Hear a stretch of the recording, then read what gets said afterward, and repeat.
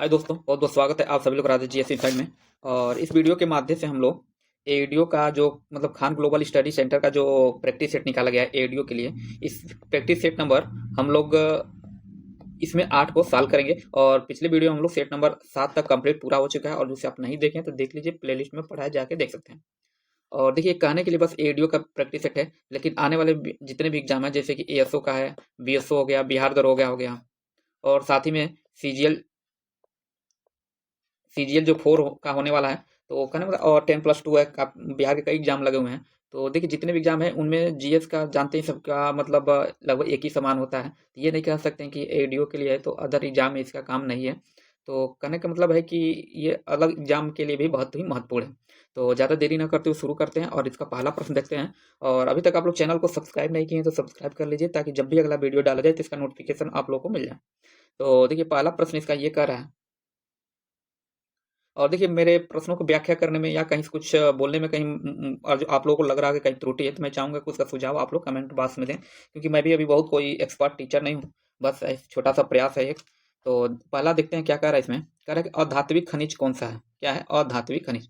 तो इसमें लोहा, मैंगनीज, अभ्रक या उपयुक्त में से एक से अधिक। तो देखिए, अधात्विक खनिज मतलब उन खनिजों पदार्थों मतलब अधात्विक खनिज कहते किसे हैं? तो देखिए, जिन खनिज पदार्थों में लोहा, धातु या मतलब धात्विक अंश नहीं पाए जाते हैं, उन्हें अधात्विक खनिज कहते हैं। जैसे कि एग्जाम्पल के तौर पे देखा जाए तो क्या होता है, चूना होता है, चूना पत्थर हो गया, चूना पत्थर, कोयला, साथ में क्या होता है, अभ्रक भी है इसी में। तो अभ्रक है, पोटास है, मतलब कहने का बहुत ज्यादा है। ये सब क्या है, अधात्विक खनिज है। और देखिए, ऑप्शन नंबर सी में दिया है अभ्रक, जो कि क्या है, अधात्विक खनिज है। तो इसलिए ऑप्शन नंबर सी इसका क्या हो जाएगा, सही हो जाएगा। प्रश्न संख्या 2 कह रहा है कि स्थानों और वहां स्थित उद्योगों के बीच निम्नलिखित युग्मों में से कौन सा युग्म क्या है, सही है। तो पहला क्या कर रहा है, भारत हैवी इलेक्ट्रिक्स, ये क्या है, सही है। पहला तो कंफर्म है कि भारत जो है, देखिए भारत सॉरी भारत नहीं, भोपाल है। भोपाल क्या है, हैवी इलेक्ट्रिक्स। देखिए, भोपाल में भारत हैवी इलेक्ट्रिक्स लिमिटेड, जिसको हम लोग क्या कहते हैं, BHEL भी कहा जाता है, और ये भारत का एक प्रमुख इंजीनियरिंग और विनिर्माण उद्योग है। देखिए, सी में जो दिया है विशाखापट्टनम, तो यहाँ पे तो स्टील इस्पात मतलब संयंत्र है ही।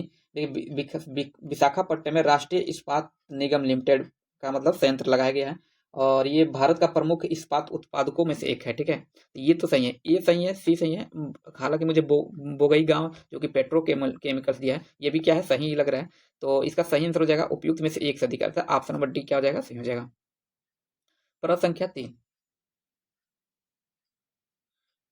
प्रश्न संख्या 3 कह रहा है कि निम्नलिखित को सुमेलित कीजिए। एक तरफ सूची 1, दूसरी तरफ सूची 2 दिया है। एक क्या दे रहा है, एपी कल्चर। तो देखिए, एपी कल्चर क्या है ना, ये एपी कल्चर के अंतर्गत शहद उत्पादन होता है। क्या होता है, शहद उत्पादन। इसलिए देखिए, ए का क्या हो जाएगा, ए का सही सुमेलित होगा 2 से होगा। उसके बाद क्या है, सेरीकल्चर। तो देखिए, सेरीकल्चर क्या होता है, रेशम उत्पादन होता है। ठीक है, अच्छा, बी का क्या हो जाएगा, 1 हो जाएगा। ठीक, बी का 1 हो जाएगा। उसके बाद होता है सेरीकल्चर, जो कि सॉरी, सेरीकल्चर रेशम उत्पादन तो है ही, देख लिए इसको। उसके बाद पीसी कल्चर। तो पीसी कल्चर क्या होता है, ये मत्स्य उत्पादन होता है, जो कि सी का क्या हो जाएगा, सी का 4 हो जाएगा। ठीक है, और लास्ट है बीटी कल्चर। तो बीटी कल्चर सब लोगों को पता होगा, ये अंगूर उत्पादन से होता है, अर्थात डी का क्या है, थर्ड। अब देखिए, ए का 2, बी का 1 क्या है, ए का 2, बी का 1, केवल ऑप्शन नंबर किस में है, बी में, इसलिए ऑप्शन नंबर बी क्या है, सही है। नेक्स्ट प्रश्न है कि भारत में ये 2011 के जनगणना के अनुसार से प्रश्न पूछा है। देखिए, अभी जब तक 2026 या 2027 तक जनगणना कंप्लीट नहीं हो जाता है, तब तक जो भी जनगणना से प्रश्न पूछेगा, ये 2011 से ही प्रश्न पूछेगा। तो इसमें पहला प्रश्न करेगा, भारत में 2011 की जनगणना के अनुसार लिंगानुपात प्रति 1000 पुरुषों पर स्त्रियों की संख्या कितनी है, 949, 957 या 943। तो इसका जो सही आंसर हो जाएगा, देखिए, भारत में 2011 की जनगणना के मुताबिक देखा जाए तो लिंगानुपात कितना था, 943 था, अर्थात 1000 पुरुषों पे 943 महिलाएं थीं। तो ऑप्शन नंबर सी इसका क्या है, सही है। उसके बाद कह रहा है कि दुधवा राष्ट्रीय उद्यान कहाँ स्थित है। प्रश्न संख्या क्या है, 5। तो मध्य प्रदेश, उत्तर प्रदेश, राजस्थान या गुजरात। तो देखिए, दुधवा राष्ट्रीय उद्यान जो है ना, ये उत्तर प्रदेश में है। कहाँ पे, उत्तर प्रदेश में है, और ये भारत नेपाल सीमा के पास तराई क्षेत्रों में स्थित है। तो ऑप्शन नंबर बी क्या हो जाएगा, सही हो जाएगा। नेक्स्ट है, कांटेदार जंगल नहीं पाए जाते हैं कर्नाटक में, आंध्र प्रदेश में या तमिलनाडु में। तो देखिए, कांटेदार जंगल मुख्य रूप से क्या ना अर्ध शुष्क क्षेत्रों में होते हैं, जैसे कि राजस्थान, गुजरात, छत्तीसगढ़, मध्य प्रदेश देखा जाए तो, साथ में उत्तर प्रदेश आएगा, हरियाणा में भी पाया जाता है, दक्कन के पठार में जैसे आंध्र प्रदेश और कर्नाटक, तमिलनाडु में भी पाया जाता है। तो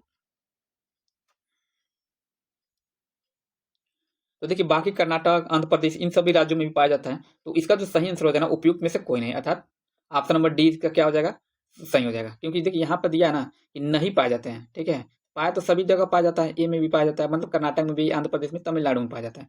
तो इसमें चूंकि निगेटिव प्रश्न पूछा है ना, इसको ध्यान, यहाँ पे इस प्रश्न में लोगों को बहुत कंफ्यूज होता है कि उपयुक्त में से कोई नहीं, यहाँ पे नहीं होना चाहिए, ठीक है।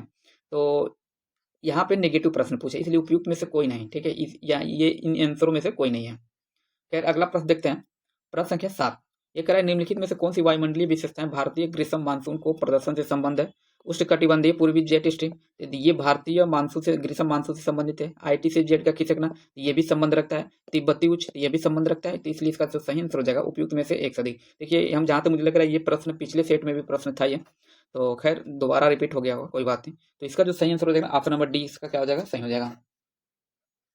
अगला प्रश्न है कि भारत में यरलुंग जंगबो नदी को किस नाम से जाना जाता है। तो देखिए भारत में जो यरलुंग नदी है,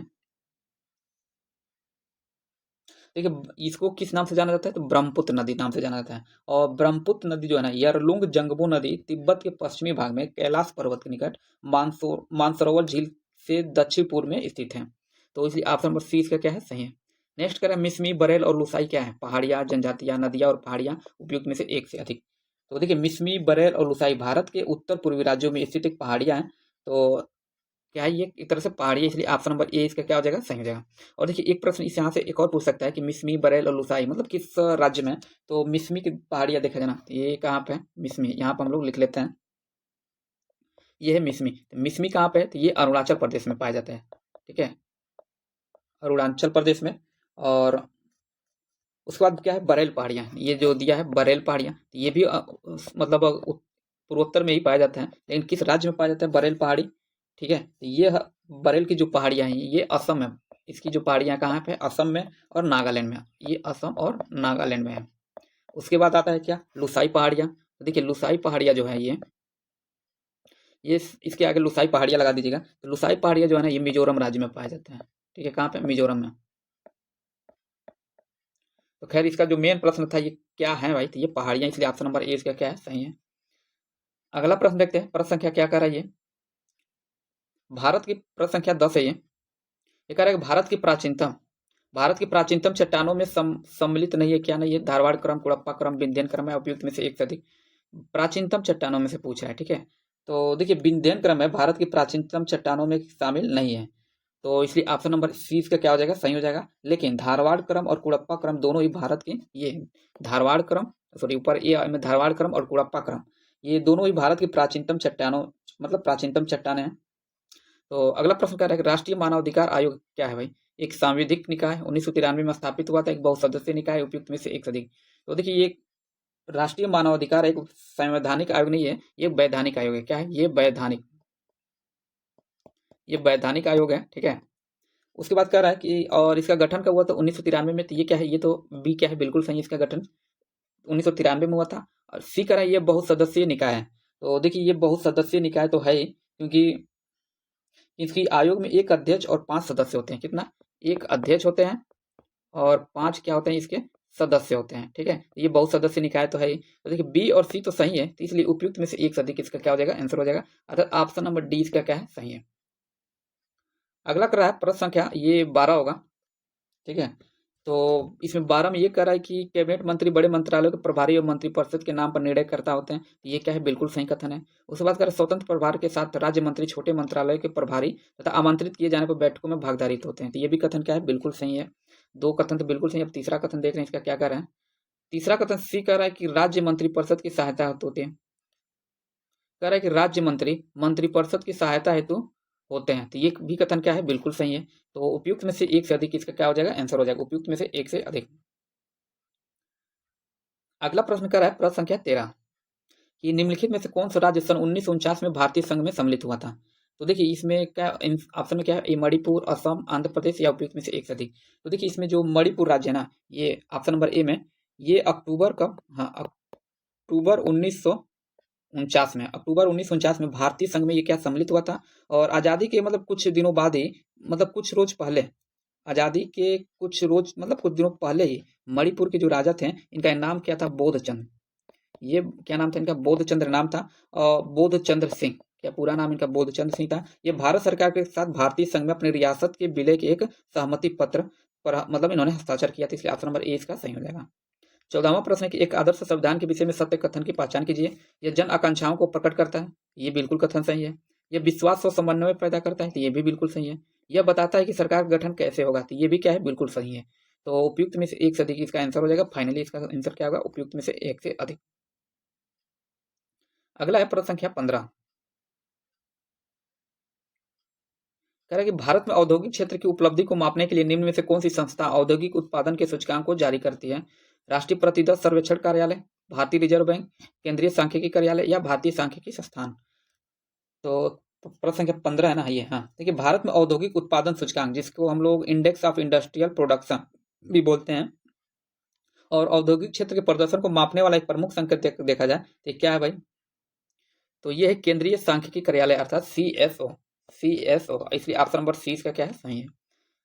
प्रश्न संख्या 16 करें निम्नलिखित योजनाओं पर विचार कीजिए। पहला करें EAS। आखिर इसमें पूछा क्या है, देखिए इस नीचे कह रहा है कि इन योजनाओं को लागू करने का सही क्रम क्या है। ठीक है, तो EAS क्या है, तो देखिए इसको हम लोग सही क्रम से देखते हैं कि पहले कौन सा आया। तो पहले क्या है, ट्राइफेम का जो आने का सन है ना 1979 अर्थात 1979। और इसे हम लोग कहते हैं, ट्राइफेम को बोला जाता है, पूरा नाम देखा जाए तो training of rural youth for self employment. और इसे 1979 में ग्रामीण युवाओं को मतलब स्वरोजगार के लिए तकनीकी और उद्यमशीलता कौशल प्रदान करने हेतु शुरू किया गया था। उसके बाद आता है क्या, ILEPG। तो इसकी जो स्थापना हुई थी, ये उसका पूरा नाम देखा जाए तो rural landless employment guarantee programme, अर्थात इसे 1983 में, कब, तो ये उसे 1983 में लाया गया था। और इसमें ये प्रावधान किया गया था ना कि भूमिहीन परिवारों को मतलब वर्ष में कम से कम कितने दिनों के रोजगार, तो 100 दिनों की रोजगार दिया जाए, जो आजकल मनरेगा का कहा जाए तो इसी का मतलब अपडेटेड वर्जन था। 100 दिनों को रोजगार की गारंटी प्रदान करने के उद्देश्य से शुरू किया गया था। उसके बाद क्या था, JRI आता जवाहर रोजगार योजना है। ये क्या था भाई, ये था जवाहर रोजगार योजना। और ये आया कब था, ये 1989 में, 1989। और उसके बाद क्या है, EAS। तो देखिए EAS लास्ट में था, इसे 1993 में लाया गया था, कब, 1993 में। और अक्टूबर 1993 को सूखा प्रवण रेगिस्तानी जनजाति और पहाड़ी क्षेत्र ग्रामीण गरीबों की कृषि के मद मौसम के दौरान और जो 100 दिनों के अकुशल शारीरिक श्रम प्रदान करने के लिए क्या शुरू किया गया था। तो इसका जो सही क्रम देखिए तो सबसे पहले 2 होगा, क्योंकि ये 1979 है, अर्थात 2 सबसे पहले होगा। ठीक है, और उसके बाद से क्या कर रहा है कि उसके बाद देखिए IRLEGP जो 1983 में, तो इसके बाद से 2 के बाद से क्या हो जाएगा, सीधे 4 हो जाएगा। उसके बाद से तीसरा ट्राइफेम जो 1900 क्या है 79, सॉरी ये 1989, अर्थात तीसरा हो जाएगा। उसके बाद से लास्ट क्या है, EAS जो कि 1983 अर्थात पहला। तो देखिए दूसरा चौथा, ऑप्शन नंबर डी में क्या है, सही है। अगला है प्रश्न संख्या 17। कह रहा भारत में राष्ट्रीय आय समंकों का आकलन किसके द्वारा किया जाता है? योजना आयोग, भारतीय रिजर्व बैंक, वित्त आयोग, केंद्रीय सांख्यिकी संगठन। तो देखिए कह रहा है कि भारत में राष्ट्रीय आय समंकों का आकलन किसके द्वारा किया जाता है, तो इसका जो सही आंसर हो जाएगा ना, केंद्रीय सांख्यिकी संगठन। भारत में राष्ट्रीय आय समंकों का आकलन केंद्रीय सांख्यिकी संगठन के द्वारा किया जाता है, इसलिए ऑप्शन नंबर डी क्या है, सही है। नेक्स्ट प्रश्न है प्रश्न संख्या 18। ये क्या है, सूची 1 को सूची 2 से मिलान करने वाला है। तो देखिए इसमें सूची 1 को सूची मतलब कह रहा है कि अंकित नामों को स्तंभ 2 में अंकित नामों से सुमेल कीजिए। पहला कह रहा है history of the freedom movement in India. तो देखिए history of the freedom movement in India नामक पुस्तक देखा जाए तो ताराचंद द्वारा लिखा गया था। किसके द्वारा, ताराचंद। और ये किसमें है, तो अर्थात 1 का क्या हो जाएगा, 1 का ए हो जाएगा। ठीक है, 1 का ए हो जाएगा। ठीक, उसके बाद क्या कर रहा है, history of the freedom movement in Bihar. तो इसके जो लेखक थे के दत्ता, आप देखिए के दत्ता, इसके दूसरे के क्या हो जाएंगे, के दत्ता था। 2 का क्या हो जाएगा, ए। 2 का क्या हो गया, ई हो गया। लास्ट है आनंद मठ। तो ये सबको पता होगा कि आनंद मठ के जो लेखक थे ये कौन थे, ये बंकिम चंद्र चटर्जी द्वारा एक उपन्यास है। तो आनंद मठ क्या हो जाएगा, ये हो जाएगा बंकिम चटर्जी। अच्छा, तीसरे का क्या हो जाएगा, यफ। तीसरे का यफ हो गया। एक बचा है प्रीसेप्ट्स ऑफ जीसस। तो प्रीसेप्ट्स ऑफ जीसस किसने लिखा था, राजा राम मोहन राय ने। अर्थात चौथे का क्या हो जाएगा, चौथे का सी है। और लास्ट बचा आवर इंडियन मुसलमान। तो आवर इंडियन मुसलमान जो है W हंटर की रचना है, अर्थात 5 का क्या हो जाएगा, बी हो जाएगा। 5 का ये हो गया बी। तो अब देखिए इसका जो सही आंसर होगा ना, सी में देखिए क्या करेगा, 1 का ए यहाँ पे दिया है, 2 का ई दिया है, ई लिखे हैं इसे। ठीक है, सी मत समझिएगा। 2 का ई है, आई का तीसरा का क्या है, एफ है। कहना मतलब ऑप्शन नंबर सी का क्या हो जाएगा, सही हो जाएगा। अगला प्रश्न है प्रश्न संख्या 19। यह कह रहा है 1940 के दशक के दौरान बंगाल में तेभागा आंदोलन ने मांग की भूमिहीन किसानों के बीच अधिशेष भूमि का पुनर्वितरण, जमींदारी प्रथा का पूर्ण उन्मूलन, फसल का 1/3 हिस्सा बटाईदारों को दे दिया जाएगा, उपयुक्त में से एक से अधिक। तो देखिए प्रश्न संख्या कौन सा 19 है ना। देखिए तेभागा आंदोलन एक किसान आंदोलन था जो कि 1946-47 में, ये 40 दशक में लिखा, लेकिन कभी एक दो एग्जाम में सीधे सीधे इसका डेट पूछ लिया है। तो 1946-47 में, ठीक है, 1946-47 में ये बंगाल में घटित हुआ था। और इसका नेतृत्व देखा जाए ना तो एक दो बार नेतृत्व से भी इससे प्रश्न पूछा जा चुका है। इसका जो नेतृत्व किए थे ये कंपाराम थे। कौन? कंपाराम और मतलब कंपाराम सिंह और भुवन सिंह, कंपाराम सिंह थे और ये भुवन सिंह थे। तो इसका जो प्रश्न का मूल प्रश्न है, ये इसका जो सही आंसर हो जाएगा ना, फसल का 1/3 हिस्सा बटाईदारों को दे दिया जाएगा, इस आंदोलन की एक मुख्य मांग थी, इसलिए ऑप्शन नंबर सी क्या है, सही है। अगला प्रश्न देखते हैं। ये थोड़ा इसमें अच्छा दिख नहीं रहा है, लेकिन मैं बोल दे रहा हूँ क्या है ये। कह रहा है कि कांग्रेस पूर्व संगठनों को सूची 1 को उनके नेताओं के सूची 2 से सम्मिलित करे और नीचे दिए गए कोड से उत्तर मतलब दिए गए कोड से उत्तर चुने। पहला क्या? Indian association. तो देखिए इंडियन एसोसिएशन की स्थापना जब कब हुई थी, तो ये 1876। क्या देखिए कभी कभी इसका डेट भी पूछ लेता है, तो डेट भी याद रखना बहुत जरूरी है। और इसके जो संस्थापक थे ना, सुरेंद्र नाथ बनर्जी थे। सुरेंद्र नाथ बनर्जी जो कि ए का किस में है, 4 है। ए का सॉरी यहाँ लिखते हैं हम लोग, ए का किससे सम्मिलित है, 4, जो कि सॉरी 4 नहीं 5 है। एसीसीएन सुरेंद्र नाथ बनर्जी, ठीक है। अब और जो ऑप्शन से देखना चाहे ना, तो देखिए पहले क्या है, 4 ही आ रहे हैं। एक मिनट, इसको हम थोड़ा नहीं सही तो है। तो देखिए ये क्या हो जाएगा, 4, अर्थात सुरेंद्र नाथ बनर्जी है। अर्थात इस जो जैसे ऑप्शन दिया है, इसका सबसे पहला हो जाएगा, क्या हो जाएगा, 4 हो जाएगा, ठीक है। उसके बाद क्या, मद्रास महाजन सभा। तो मद्रास महाजन सभा जो थी, इसकी स्थापना कब की गई थी, तो ये हुआ था 1884 में। इसकी स्थापना 1884 में, और एम बी राघवाचारी ने किया था। और एम बी राघवाचारी किसमें, बी का 2 में ही, सामने सामने, अर्थात 4-2। देखिए आंसर हमारा 4-2 होगा। उसके बाद बॉम्बे प्रेसिडेंसी एसोसिएशन। तो देखिए बॉम्बे प्रेसिडेंसी एसोसिएशन की जो स्थापना हुई थी 1885 में हुई थी, और सभी लोग पता है इसी वर्ष कांग्रेस की भी स्थापना हुई थी। और इसके जो संस्थापक थे दादा भाई नौरोजी, अर्थात अब 2 के बाद से क्या आ जाएगा, पहला, ठीक है, बॉम्बे। लास्ट में पूना सार्वजनिक सभा। तो पूना सार्वजनिक सभा की स्थापना 1870 में हुई थी, और इसके जो संस्थापक थे जस्टिस रनाडे, जो कि तीसरे में आते हैं, ठीक है। अर्थात 4-2-1-3, देखिए 4-2-1-3 केवल ऑप्शन नंबर बी में, इसलिए ऑप्शन नंबर बी क्या हो जाएगा, सही हो जाएगा। अगला प्रश्न है प्रश्न संख्या 21। ये कह रहा है भारत ने साइमन कमीशन का बहिष्कार क्यों किया, क्योंकि इसका इरादा भारत की समस्याओं को सुलझाने का नहीं था। तो ये कथन बिल्कुल गलत है। बी कह रहा है क्योंकि इसका उद्देश्य हिंदू और मुसलमानों को फूट डालना था। तो ये भी कथन नहीं था, मतलब इसके मतलब इसके बहिष्कार करने का ये भी कारण नहीं था। सी कह रहा है क्योंकि इसके सभी सदस्य अंग्रेज थे और इसमें भारतीयों का प्रतिनिधित्व नहीं दिया गया था। इसका जो सही आंसर हो जाएगा ऑप्शन नंबर सी होगा, क्योंकि साइमन कमीशन के बहिष्कार करने का एकमात्र कारण था कि इसमें सभी सदस्य अंग्रेज थे और इसमें किसी भी भारतीय का प्रतिनिधित्व नहीं दिया गया था। और एक दो प्रश्न यहाँ से साइमन कमीशन कई बार पूछा है कि साइमन कमीशन का गठन कब किया गया था। गठन जो पूछे ना, तो ये होगा आपका 1927। कब होगा, 1927। लेकिन भारत आया कब, तो ये आया था आपका 1928 में, 1928 में। और पिछले पीसीएस के एग्जाम में, पीसीएस या आरओ या पूछा था कि ये दूसरी बार भारत कब आया था। तो इस 2 स्टेटमेंट कब नहीं, सीधे सीधे स्टेटमेंट बना के पूछा था। तो आप लोग उससे देख लीजिएगा कि चूंकि साइमन कमीशन 2 बार भारत आया था। तो इस जो मूल इसका प्रश्न है ऑप्शन नंबर सी इसका क्या हो जाएगा, सही हो जाएगा। अगला है प्रश्न संख्या 22।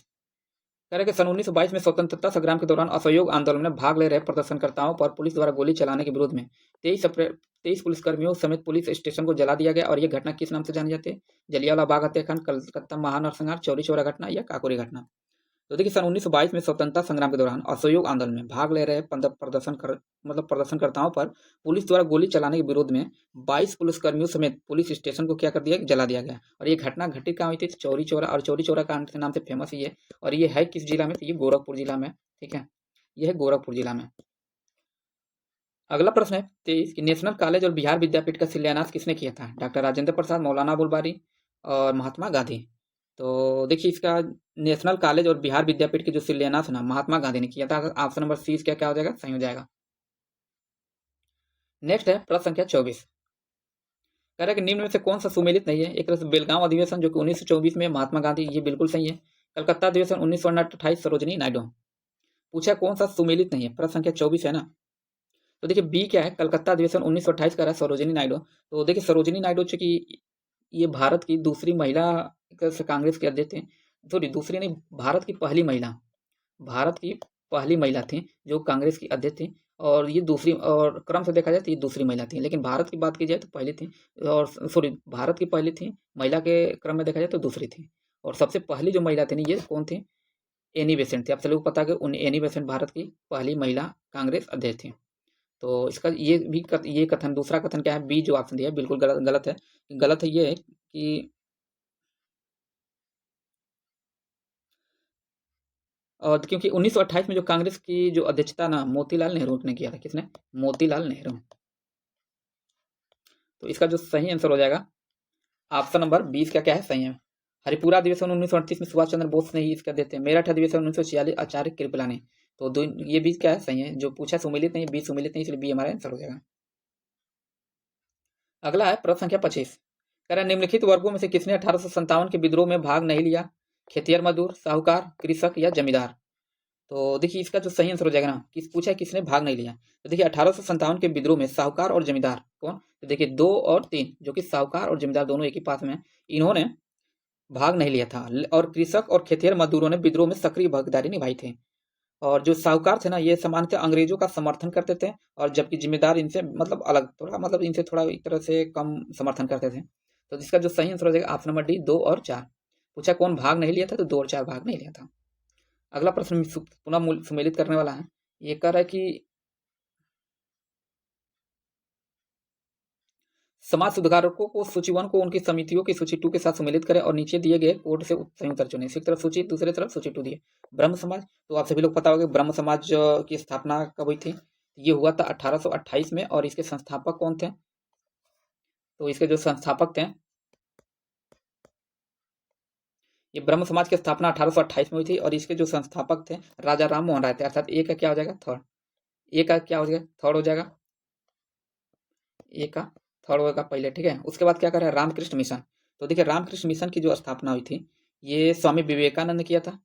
सन में, कौन सन में किया था? तो ये 1897 में। 1897 में रामकृष्ण मिशन ने किसकी मतलब रामकृष्ण मिशन की स्थापना किसने किया था? तो विवेकानंद ने। इसलिए बी का क्या हो जाएगा? 1, जो कि सामने ये देखिए बस 2 है। बी का क्या है? 2। बी का 2 हो गया, ठीक है। और देखिए, और उसके बाद क्या है? उसके बाद क्या है कि सर्वेंट ऑफ इंडिया सोसाइटी। तो देखिए सर्वेंट ऑफ इंडिया सोसाइटी की स्थापना गोपाल कृष्ण गोखले ने किया था। सी का क्या हो जाएगा? 4, जो कि सी का 4 ही है, ठीक है। और एक ही बचा है विधवा विवाह, तो ये विष्णु शास्त्री, अर्थात 1 हो जाएगा। अब देखिए 3 2 सॉरी 3 2 सॉरी 3 1 है ये, ठीक है। 3 1 2, तो ये नहीं नहीं सही, हम तो सही लिखे थे, ठीक है। ये 4 है, ठीक। उसके बाद ये सही आंसर हो जाएगा ऑप्शन नंबर 20 का क्या हो जाएगा? सही हो जाएगा। 3 2 4 1।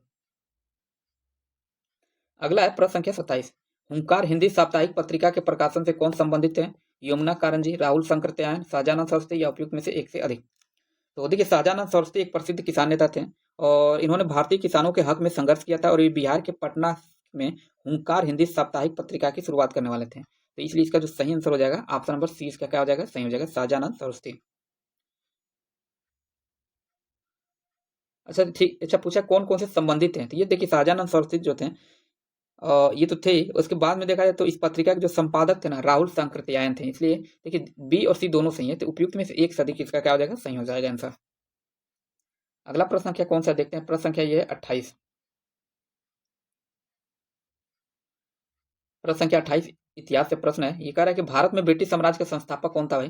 भारत में ब्रिटिश साम्राज्य का संस्थापक तो कौन था? C Sleeman, Lord Minto, Lord Clive, या लॉर्ड मेयो? तो देखिए बंगाल के शासक देखा जाए तो सिराजुद्दौला और अंग्रेजों के बीच मध्य प्लासी का क्या एक युद्ध हुआ था, और इस युद्ध में अंग्रेजी सेना का नेतृत्व किसने किया था? तो रॉबर्ट क्लाइव ने ही किया था। और इस युद्ध में सिराजुद्दौला मारा गया था, और अंग्रेज विजयी हुए थे। इसी युद्ध के बाद बंगाल में ब्रिटिश साम्राज्य की नींव पड़ी, और भारत में ब्रिटिश साम्राज्य के संस्थापक के रूप में देखा जाए तो लॉर्ड क्लाइव को इसी युद्ध के कारण माना जाता है। इसलिए ऑप्शन नंबर सी क्या है? सही है। उसके बाद निम्नलिखित में से किस युद्ध ने बंगाल में अंग्रेजों को सर्वोच्चता प्रदान की? प्लासी, वांडीवासी, या बक्सर, या पानीपत की युद्ध? तो देखिए बक्सर की लड़ाई जो हुई थी ना 1764 में। कब? 1764। हेक्टर मुनरो के नेतृत्व में ब्रिटिश इंडिया एवं शाह आलम द्वितीय, जिसमें मुगल सम्राट सुजाउद्दौला अवध का नवाब और मीर कासिम जो थे बंगाल का नवाब था, इनके बीच हुई थी। और ये मतलब इसी युद्ध में बंगाल में अंग्रेजों की सर्वोच्चता को प्रदान किया गया था। इसलिए ऑप्शन नंबर सी क्या है? सही है। अगला है कि बिहार में निम्नलिखित में से किस सूफी सिलसिले की स्थापना हुई थी? कादरिया, फिरदौसी, या कंदरिया, या कुनबा? तो देखिए फिरदौसी सिलसिला के संस्थापक देखा जाए तो मध्य एशिया के सैफुद्दीन बखरी थे, और यही सिलसिला सोहरावर्दी सिलसिले की एक शाखा मतलब लोकप्रिय हुई। तो इसका जो सही आंसर हो जाएगा ऑप्शन नंबर बी, फिरदौसिया। सूफी सिलसिले की स्थापनाकार फिरदौसिया इसका सही आंसर है। अगला प्रश्न है प्रश्न संख्या 31 यथा 31। ये कह रहा है कि मुगल प्रशासन में मदद ए मास क्या है? मदद ए मास को इंगित करता है क्या? चुंगी कर, टोल टैक्स, विद्वानों को दी जाने वाली राजस्व मुक्त अनुदान भूमि, सैन्य अधिकारियों को दी जाने वाली भूमि, बुवाई कर या कल्टीवेशन टैक्स। तो इसका जो सही आंसर हो जाएगा ना, विद्वानों को दी जाने वाली राजस्व मुक्त अनुदान भूमि। देखिए मुगल काल में विद्वानों और धार्मिक व्यक्तियों को राजस्व कर मुक्त के रूप में मुक्त भूमि अनुदान दी जाती थी, और इसे ही मदद ए मास कहा जाता था। इसलिए ऑप्शन नंबर बी क्या हो जाएगा? सही हो जाएगा। अगला है कि प्रश्न संख्या 32। अकबर ने महाजर की घोषणा किस वर्ष की थी? 1563, 75 या 1579? तो देखिए अकबर ने महाजर की घोषणा ना 1579, अर्थात ऑप्शन नंबर सी क्या हो जाएगा? सही हो जाएगा। और ये महाजर क्या था भाई? तो यह एक आधिकारिक आदेश था जिसके तहत अकबर को धार्मिक मामलों में अंतिम निर्णय लेने का अधिकार मिला। और मजहर मतलब महाजर जारी होने के उपरांत अकबर ने सुल्तान आदिल या इमाम आदिल की उपाधि धारण की थी। सुल्तान आदिल, सुल्तान आदिल। तो इसका जो सही आंसर ऑप्शन नंबर सी सही हो जाएगा। उसके बाद का साहित्य बारहमासा की रचना किसने की थी? अमीर खुसरो इसामी, मलिक मोहम्मद जायसी या रसखान? तो देखिए मलिक मोहम्मद जायसी द्वारा रचित पद्मावत में वर्णित बारहमासा हिंदी का संभवतः कहा जाता था कि ये प्रथम बारहमासा है। ठीक है, तो इसका जो सही आंसर हो जाएगा option number C, Malik Mohammad Jayasi. Barahmasa की रचना किसने की थी? मलिक मोहम्मद जायसी।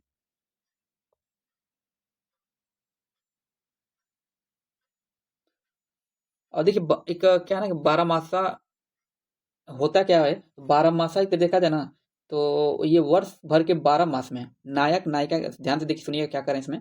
वर्ष भर के 12 मास में नायक नायिका की जो श्रृंगारिक विरह एवं मिलन की क्रियाओं के चित्रण को 12 मासा नाम से संबोधित किया जाता है। तो इसका जो सही आंसर हो जाएगा मलिक मोहम्मद जायसी। अगला प्रश्न करें, गयासुद्दीन बलबन का मूल नाम क्या था भाई? बदरुद्दीन, बहाउद्दीन या शमसुद्दीन या उपयुक्त में से एक से अधिक? तो देखिए गयासुद्दीन बलबन का जो मूल नाम था ये बहाउद्दीन था। क्या था? बहाउद्दीन, जो कि ऑप्शन नंबर बी में दिया, इसलिए ऑप्शन नंबर बी क्या हो जाएगा? सही हो जाएगा। और इसने उलूग खां की उपाधि क्या है? इसने उलूग खां की एक उपाधि भी धारण किया था। क्या? उलूग खां की उपाधि तथा नायाब ममलिकात का पद भी प्राप्त किया था। एक प्रश्न ये भी पूछता है कि सिजदा और मतलब दरबार में सिजदा और पैबोस की प्रथा किसने शुरू किया था? तो सिजदा और पैबोस की प्रथा ना बलबन ने ही शुरू किया था। नेक्स्ट प्रश्न, बहादुर विश्व में सॉरी बाराबुदुर विश्व में सबसे अद्भुत स्तूप है और इसकी मूर्ति और मूर्तिकला किसके शानदार उदाहरण है? भारत तिब्बत कला, भारत कंबोडिया कला, भारत चंपा कला या भारत जावा कला? तो देखिए बाराबुदुर विश्व का सबसे अद्भुत मतलब अद्भुत स्तूप है, और इसकी मूर्ति देखा है ना तो मूर्ति कला भारत और जावा कला का शानदार उदाहरण है। तो इसका जो सही आंसर है ऑप्शन नंबर डी, भारत और जावा कला।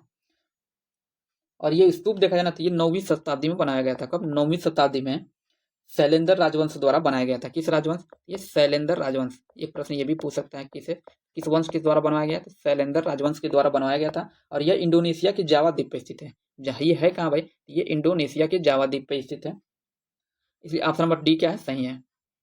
अगला प्रश्न करा, प्राचीन भारतीय धातुकर्म का आश्चर्य लौह स्तंभ स्थित है पुणे में, दिल्ली में, लखनऊ में या उपयुक्त में से एक से अधिक? तो इसका जो सही आंसर हो जाएगा दिल्ली में। देखिए लौह स्तंभ का निर्माण जो है ना चंद्रगुप्त द्वितीय तथा द्वारा महरौली, आप सभी लोग नाम सुनेंगे महरौली, महरौली दिल्ली में करवाया गया था। और यह स्तंभ भारतीय लोहे की धातुकला और प्रौद्योगिकी की अद्वितीय उदाहरण है। इसलिए ऑप्शन नंबर बी क्या आ जाएगा? सही हो जाएगा।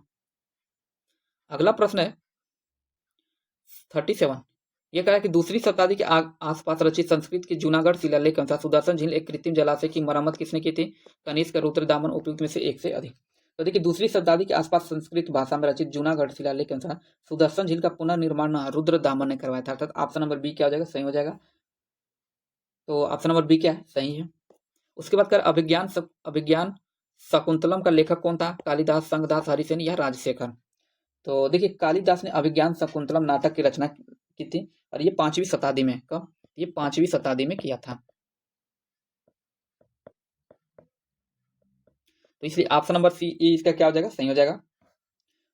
39 प्रश्न कर रहा है, प्रश्न संख्या 39, निम्नलिखित में से मौर्य शासकों का सही कालानुक्रम में व्यवस्थित कीजिए। चंद्रगुप्त, अशोक, बिंदुसार, चंद्रगुप्त, बिंदुसार, अशोक, बिंदुसार, चंद्रगुप्त, अशोक या बिंदुसार, अशोक, चंद्रगुप्त। तो आप सभी लोग को पता होगा कि सबसे पहले कौन आया था? चंद्रगुप्त आया था। चंद्रगुप्त मौर्य वंश के मतलब चंद्रगुप्त मौर्य वंश के स्थापक जो थे, एक तो देखा तो मौर्य वंश की जो स्थापना किया था ना, चंद्रगुप्त मौर्य ने ही नंद वंश के शासक घनानंद को हराकर किया था। किस वर्ष में किया था? तो 322 ईसा पूर्व में। कब? 322 ईसा पूर्व। और इसी के बाद से इसका जो पुत्र हुआ था, और इसका जो पुत्र हुआ था ना, बिंदुसार था। चंद्रगुप्त मौर्य का पुत्र बिंदुसार, अर्थात देखिए पहले आएंगे चंद्रगुप्त, फिर बिंदुसार, और बिंदुसार का जो पुत्र था, देखिए चंद्रगुप्त का जो सॉरी बिंदुसार का जो शासनकाल था ना, चंद्रगुप्त का, खैर इसको हम लोग जो सही आंसर है यहाँ जो पूछा है वो देख लेते हैं, ज्यादा एक्सप्लेन करने से टाइम बहुत ज्यादा लग जाएगा। तो इसका जो सही आंसर हो जाएगा ऑप्शन नंबर 20, चंद्रगुप्त पहले, उसके बाद बिंदुसार, फिर अशोक। चंद्रगुप्त का जो शासनकाल था कितना था? तो ये चंद्रगुप्त का जो शासनकाल था, हम लोग देख ही लेते हैं इसको, 322 से लेके कब से? 298 ईस्वी तक था। उसके बाद बिंदुसार, नीचे हम लोग देखते हैं, देखिए उसके बाद बिंदुसार कितना साल तक था? तो ये था आपका 298 से लेके 272, 298 से लेके 272 तक था ईस्वी। उसके बाद आया अशोक, जो कि 269 से लेके 232 तक था, 269 से लेके 232 तक था। तो इसका सही ऑप्शन बी है। अगला करें, 16 महाजनपदों की सूची उपलब्ध है किसमें? महाभारत में, अगुंतर निकाय में, छंदोग्य उपनिषद या संयुक्त निकाय में। तो देखिए अगुंतर निकाय एक महत्वपूर्ण बौद्ध ग्रंथ है। ऑप्शन नंबर बी देखिए कि अगुंतर निकाय एक महत्वपूर्ण बौद्ध ग्रंथ है, और ये सुत्ति पिटक के 5 निकायों में से चौथा निकाय माना जाता है। और इसी के अनुसार महाजनपदों की मतलब इसी के अनुसार 16 महाजनपदों की सूची उपलब्ध है, इसलिए ऑप्शन नंबर बी क्या है? सही है। उसके बाद कह रहा है प्रश्न संख्या 16, कह रहा है कि 16 अच्छा ये तो हो ही गया था। भागवत संप्रदाय के विकास में किसका योगदान अत्याधिक था? पार्थियन, हिंद, यूनानी लोग, कुषाण या गुप्त? तो देखिए इसका जो सही आंसर है ना, भागवत अथवा वैष्णव धर्म का जो चरमोत्कर्ष देखा जाए, ये गुप्त राजाओं के शासनकाल में हुआ था। गुप्त शासकों ने इसे अपना राजधर्म बनाया था, और अधिकांश देखा जाए तो गुप्त शासक जो थे ना, जो थे ये परम भागवत की उपाधि धारण करते थे। किसका? ये परम भागवत। एक प्रश्न पूछता है कि परम भागवत की उपाधि कौन सा राजवंश धारण करता था? तो ये गुप्त वंशी धारण करते थे। और गुप्त काल में भागवत धर्म का क्या है, मतलब भागवत धर्म का व्यापक प्रचार प्रसार हुआ, और इस समय कई महत्वपूर्ण धार्मिक ग्रंथों की रचना भी है। और इसी समय देखा जाए ना तो भागवत पुराण गुप्त शासकों ने वैष्णव धर्म के राजकीय संरक्षण दिया। तो मतलब भागवत पुराण इसी समय भी रचना हुई थी, इसलिए ऑप्शन नंबर डी क्या है? सही है। अगला प्रश्न है प्रश्न संख्या 42, इसको थोड़ा साफ नहीं दिख रहा होगा लेकिन मैं बोल दे रहा हूँ इसको। देखिए कह रहा है बुद्ध के जीवन की 4 महत्वपूर्ण घटनाओं और उनके संबंध में 4 स्थानों के नीचे उल्लेख है। ये 2 स्तंभ हैं, 1 और 2 में अंकित है, आपको इनको सम्मिलित करना है। एक तरफ स्तंभ 1, दूसरा स्तंभ 2 दिया। देखिए जन्म इनका कहाँ हुआ था? तो बौद्ध धर्म के महान प्रवर्तक महात्मा बुद्ध का जन्म देखा जाए तो लुम्बिनी में हुआ था, अर्थात ये का क्या हो जाएगा? थर्ड। 1 का क्या हो जाएगा? ये हो जाएगा थर्ड, जो कि रोमन में लिखा है। देखिए 1 का क्या है? थर्ड है। उसके बाद ज्ञान प्राप्ति, ज्ञान प्राप्ति सभी लोग को पता है कि ज्ञान जो प्राप्ति होती है बोध गया में हुआ था। 2 का क्या हो जाएगा? 2 का 2 ही रहेगा, ठीक है, 2 का 2 ही रहेगा। प्रथम प्रवचन कहाँ दिया था? तो प्रथम प्रवचन जो दिया था सारनाथ में दिया था। तो इसका तीसरे का क्या हो जाएगा? 1 हो जाएगा। बचा एक निधन, तो निधन सभी लोग पता होगा, इनका जो निधन हुआ था कुशीनगर में हुआ था, जो कि महापरिनिर्वाण, महापरिनिर्वाण भी कहलाता है, और जो कि मेरा होम टाउन भी एकदम, ठीक है, ये जहाँ इनका निधन हुआ तो उससे मात्र 2-3 किलोमीटर दूर पे है मेरा घर, कुशीनगर में। तो खैर इसका जो मूल प्रश्न है, चौथे का क्या हो जाएगा? चौथे का चौथा ही रहेगा, ठीक है। तो देखिए इसके जो कह रहा है 1 का थर्ड, तो 1 का थर्ड किस ऑप्शन में? Option number C. देखिए 1 का थर्ड, 2 का 2, 3 का 1 और चौथे का चौथा है, अर्थात ऑप्शन नंबर सी क्या है? सही है। उसके बाद कह रहा है वेदों में सबसे प्राचीन वेद कौन सा है? सामवेद, यजुर्वेद, ऋग्वेद या अथर्ववेद? तो देखिए प्राचीन सनातन में देखा जाए तो अच्छा 43 है ना, वेदों में सबसे प्राचीन वेद पूछ रहा है। तो देखिए सबसे जो प्राचीन वेद है ऋग्वेद है। कौन सा है? ऋग्वेद, इसलिए ऑप्शन नंबर सी क्या हो जाएगा? सही हो जाएगा। और इसमें कुल एक प्रश्न पूछता है कितने मंडल है, कितने सूक्त हैं? तो देखिए इसका जो मंडल देखा जाए ना तो ये 10 मंडल में, कितने? 10 मंडल में है। और सूक्त देखा जाए तो जो सूक्त है इसका, ये है आपका 1028, कितना? 1028। तो इसका जो सही आंसर हो जाएगा ऑप्शन नंबर सी क्या है? सही है। नेक्स्ट प्रश्न है 43, कह रहे हैं कि वेदों में सबसे प्राचीन वेद, अच्छा ये तो हो ही गया था। 44 कह रहा है निम्न को सम्मिलित करो। एक तरफ क्षेत्र दिया है, दूसरी तरफ पूरा स्थान। तो देखिए सिंध दिया है, तो सिंध कहाँ पे है? तो देखिए सिंध घाटी सभ्यता जो कांस्ययुगीन सभ्यता थी, इसके प्रमुख पुरातात्विक स्थल को देखा जाए ना, तो पहला क्या था?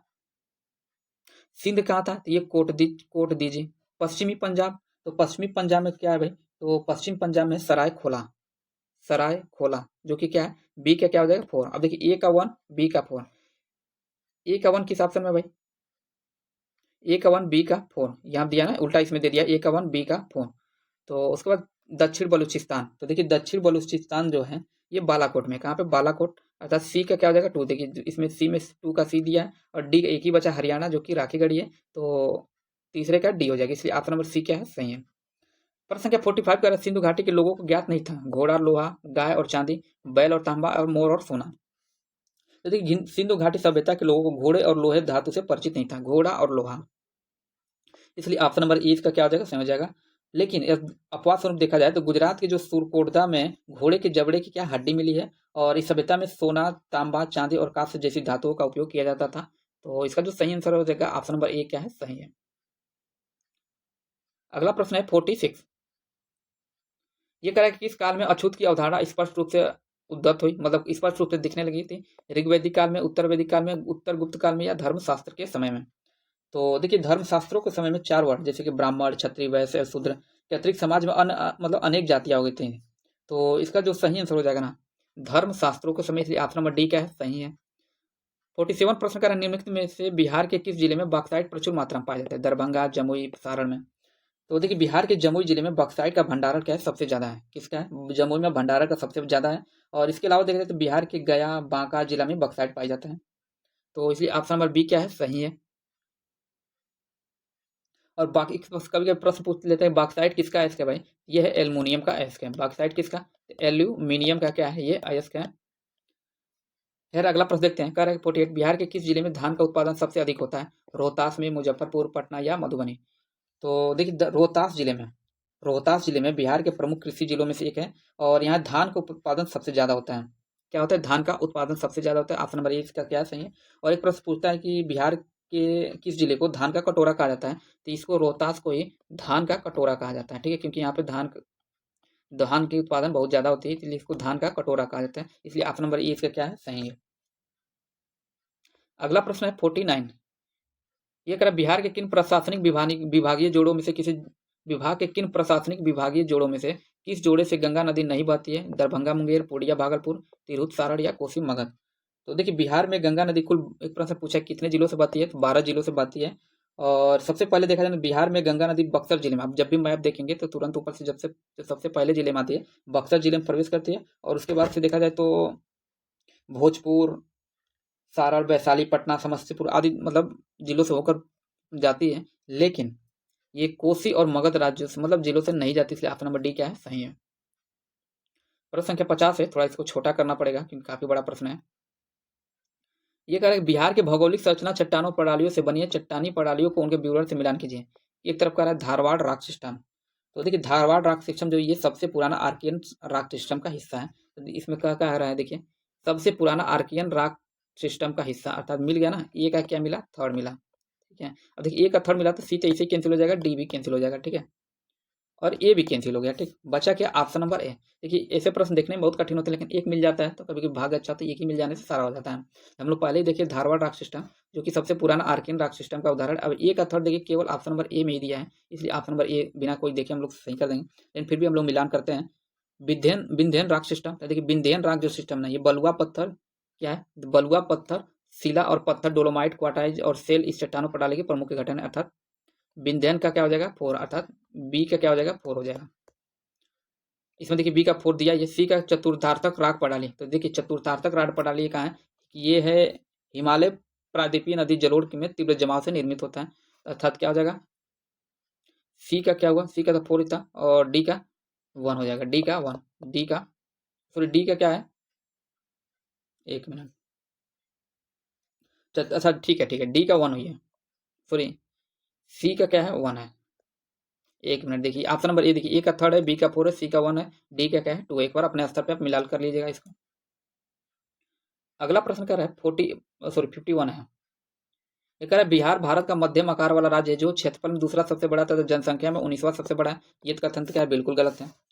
और कह रहा है कि क्षेत्रफल में देखिए बिहार विभाजन के पूर्व 1999 में देखा जाए तो बिहार का क्षेत्रफल भारत के 9वां स्थान रखता था। कौन सा स्थान, 9वां स्थान रखता था, और जनसंख्या में 3रा स्थान था। लेकिन भारत बिहार राज्य का स्थान क्षेत्रफल में पूरे भारत में देखा जाए तो 12वां स्थान है, न कि 9वां स्थान, इसलिए ये कथन क्या गलत है। कह रहा है क्षेत्रफल में 9वां सबसे बड़ा, जनसंख्या में दूसरा सबसे बड़ा क्षेत्र, ये भी कथन क्या है गलत है।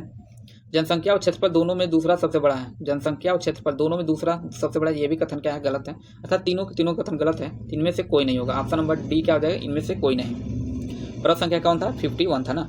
अगला प्रश्न क्या है? बिहार में औद्योगिक निवेश प्रोत्साहन नीति कब अपनाई गई थी? 2013 में, 14 में, 15 में या 2016 में? तो देखिए, बिहार में औद्योगिक निवेश प्रोत्साहन जो नीति थी ना, ये 2016 में, 2000 कब, ये 2016 में राज्य को सरकार, मतलब 2016 को राज्य सरकार द्वारा राज्य में औद्योगिक विकास को बढ़ावा देने और निवेश को आकर्षित करने के लिए ये अपनाया गया था। इसका जो सही आंसर हो जाएगा, ऑप्शन नंबर डी क्या है? सही है। 53 कह रहा है कि MSEA, MSEA के क्या है भाई? तो देखिए, MSE का अर्थ है ना मगध स्टॉक एक्सचेंज एसोसिएशन। क्या है भाई? ये है मगध, मगध, एक मिनट, हाँ, मगध स्टॉक एक्सचेंज एसोसिएशन।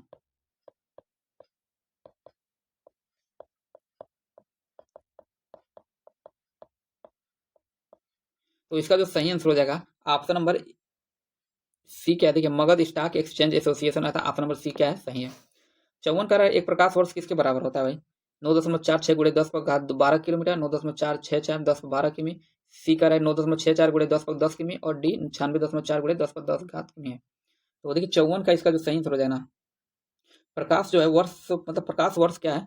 ये दूरी मापने का एक खगोलीय इकाई है। पूछता है प्रकाश वर्ष क्या है भाई? तो ये दूरी मापने का एक खगोलीय इकाई है, और इसका उपयोग मतलब उस दूरी को व्यक्त करने के लिए किया जाता है ना, जितनी दूरी, मतलब कहने मतलब कि जितनी दूरी प्रकाश एक वर्ष में तय करता है। और इसका जो सही आंसर हो जाएगा, प्रकाश वर्ष किसके बराबर होता है? तो देखिए, ये होता है ना 9.46 गुणे 10 पर घात 12 किलोमीटर, 12 किमी के नियर अबाउट है। तो इसलिए ऑप्शन नंबर ए इसके क्या हो जाएगा? सही हो जाएगा। 55 ये कह रहा है कि निम्नलिखित में से हाइड्रोजन का पहला कक्षा से दूसरी में जाने पर कोणीय संवेग कितना होता है? हाइड्रोजन का पहली कक्षा से दूसरी में जाने पर कोणीय संवेग कितना होता है? 6.64 गुणे 10 पर घात -3, और उसके बाद क्या है? 4.12 गुणे 10 पर घात -3, और 2.1 गुणे 10 पर घात -34, और 1.05 गुणे 10 पर घात -34। तो इसका जो सही आंसर हो जाएगा, कोणीय समय कितना है? 2.21 गुणे 10 पर घात -34। इसलिए आप नंबर सी क्या है? सही है। 56 का जब कोई पिंड एक वृत्त के अनुदिश स्थिर गति से गति करता है तो कौन सा कथन सत्य है? प्रश्न संख्या 56 है ना। ये कह रहा है कि शरीर में कोई त्वरण उत्पन्न नहीं होता है, इस पर कोई काम नहीं किया गया, शरीर में निरंतर वेग है, उपयुक्त में से एक से अधिक। तो देखिए, जब कोई पिंड एक वृत्त के अनुदिश स्थिर गति से गति करता है तो उसे पर लगने वाला जो बल होता है ना, हमेशा गति की दिशा के लंबवत होता है। क्या होता है? तो हमेशा गति के दिशा के लंबवत होता है। और चूंकि बल और विस्थापन आप सभी लोग जानते होंगे, बल और विस्थापन परस्पर लंबवत हैं, तो इसका जो कार्य होगा ना, ये जीरो माना जाएगा। क्या माना जाएगा? जीरो। कहने मतलब कि इस पर कोई काम नहीं किया जा रहा है, इसलिए ऑप्शन नंबर बी क्या हो जाएगा? सही हो जाएगा।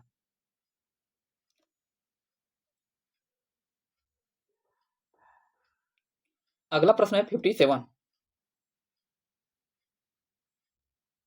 कार्य अवतल दर्पण द्वारा बनाया गया प्रतिबिंब वास्तविक, उल्टा और वस्तु के आकार के बराबर होता है। वस्तु की स्थिति कैसी होनी चाहिए? फोकस पर, वक्रता के केंद्र पर, फोकस और वक्रता के केंद्र के बीच, या वक्रता केंद्र से परे?